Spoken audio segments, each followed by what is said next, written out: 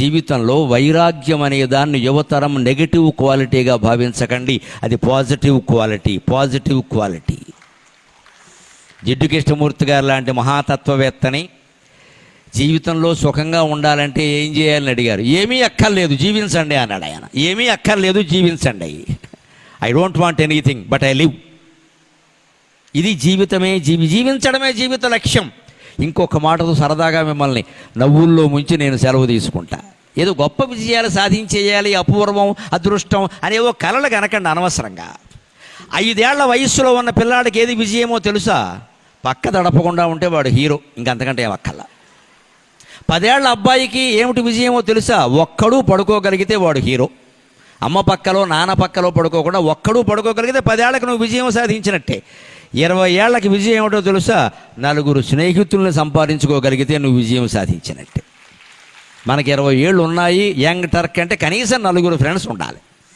ఎవరిని నేను కలవనంటే వాడు పనికిరాడు, కలవాలి. అప్పుడు అవసరం, వదిలేవలసిన సమస్యలే వదిలే. 20 ఏళ్లకి 4 స్నేహితులను సంపాదించుకుంటే నువ్వు విజయం సాధించినట్టే. 30 ఏళ్లకి పెళ్ళయింది, కొత్తగా పెళ్ళయింది, దాంపత్య సౌఖ్యాలనే లోటు లేకుండా అనుభవించగలిగితే వాడు హీరో, ఆమె హీరోయిన్, అనుమానమేలా. భారతీయ ధర్మశాస్త్రం అంగీకరించింది. కామవాంఛన ఎప్పుడు చెడ్డగా హిందూ ఫిలాసఫీ చెప్పలేదు, దానికి పరిమితి చెప్పారు. నీ భార్యతో మాత్రమే, నీ భర్తతో మాత్రమే ఆ సౌఖ్యం అనుభవిస్తే దాన్ని యజ్ఞం అన్నారమ్మా. హిందూ ధర్మం అంత గొప్ప, దాన్ని యజ్ఞం అన్నారు. కామవాంఛనలా హిందూ మతంలో కామవాంఛన నిందించకపోగా చతుర్విధ పురుషార్థాల్లో ఒకటి ధర్మం, అర్థం, కామం, మోక్షం.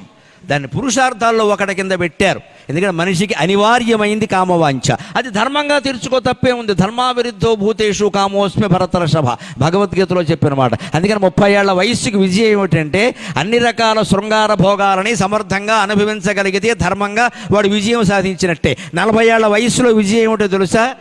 తర్వాత జీవితానికి కూడా సరిపడగా అప్పుడే సంపాదించాలి డబ్బు, అదే విజయం సాధించినట్టు లెక్క. ఇక్కడి నుంచి చూడండి మళ్ళీ అడ్డం తిరుగుతుంది విజయాల పద్ధతి.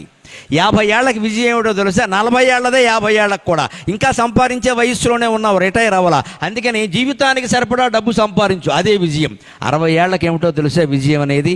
30 ఏళ్ళు అనుభవించిన భోగాలన్నీ ఇప్పుడు అనుభవించలేకపోయినా కాస్త వాటి గురించి సరసంగా మాట్లాడుకునే రసజ్ఞతైనా ఉండాలి. 60 ఏళ్లకి విజయం అంటే అదే. అన్నీ ఉడికిపోయిన తోటకూర కాళ్ళ ఉండాల్సిన అవసరం ఏం లేదు. అలాగే 70 ఏళ్లకి విజయం ఏంటో తెలుసా? 20 ఏళ్లప్పుడున్న 4 స్నేహితుల్ని 70 ఏళ్ల వరకు మిగుల్చుకోగలిగితే నువ్వు ఘన విజయం సాధించినట్టే. 20 ఏళ్లప్పుడు ఎప్పుడో కాలేజీలో నీకు పరిచయమైన 4 స్నేహితులు 70 ఏళ్ల వరకు నీతో ఉన్నారు అంటే నువ్వు గొప్ప హీరో, అనుమానమేం లేదు. ఇంకా వాళ్ళతో ఎంత మంచిగా ఉంటే ఉంటారండి, స్నేహం తెగిపోలేదు. 20 ఏళ్ళది 50 ఏళ్లకి విజయం. ఈ 4 70 ఏళ్ల వరకు మిగుల్చుకోగలగాలి. 80 ఏళ్లకి విజయం ఏమిటో తెలుసా? మళ్ళీ ఒంటరిగా పడుకోగలిగితే విజయం సాధించినట్టే. 85 ఏళ్లకి విజయం ఏమిటో తెలుసా? మళ్ళీ పక్క తడపకుండా ఉంటే విజయం సాధించినట్టే. 85 ఏళ్ల తర్వాత విజయం ఏమిటో తెలుసా? జీవించి ఉండడమే విజయం, ఇంకా వేరే విజయం ఏది అక్కర్లేదు.